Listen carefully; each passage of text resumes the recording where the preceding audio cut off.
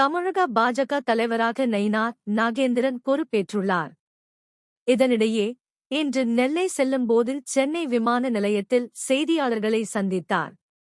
அப்போது திமுகவை மறைமுக கூட்டாளியாக ஏற்கனவே தயார் செய்துவிட்ட நிலையில் அதிமுகவுடன் பாஜக கூட்டணி சேர்ந்ததில் ஆச்சரியமில்லை.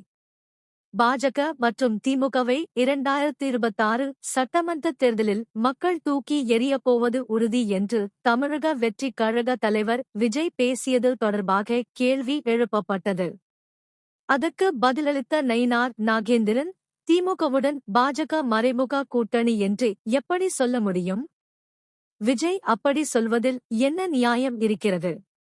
எந்த அடிப்படையில் மறைமுக கூட்டணி என்று விஜய் விளக்க வேண்டும். கட்சி ஆரம்பித்த உடனேயே மத்திய அரசை விரட்டியப்போம் என பேசுவது வேடிக்கையான விஷயம் எனக் கூறினார். தொடர்ந்து அதிமுக பாஜக கூட்டணியில் விஜயின் தவிர வர வாய்ப்புள்ளதா என கேள்வி எழுப்பப்பட்டது.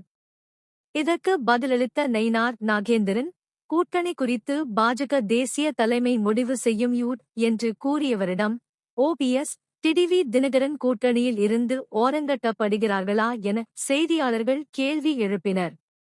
அதனை மறுத்த நயினார் நாகேந்திரன், அமித் ஷாவின் தமிழ்நாடு வருகை எடப்பாடி பழனிசாமியை சந்தித்து பேசுவதற்காகவே இருந்தது. ஓபிஎஸ், டிடிவி தினகரன் உள்ளிட்டோர் ஏற்கனவே எங்களுடன் தான் இருக்கிறார்கள். இவர்களுடன் பாமக, தேமுதிக கட்சிகளுடன் பேச்சுவார்த்தை நடத்தி கூட்டணிக்கு முயற்சி செய்யப்படும் என்று விளக்கம் அளித்தார்.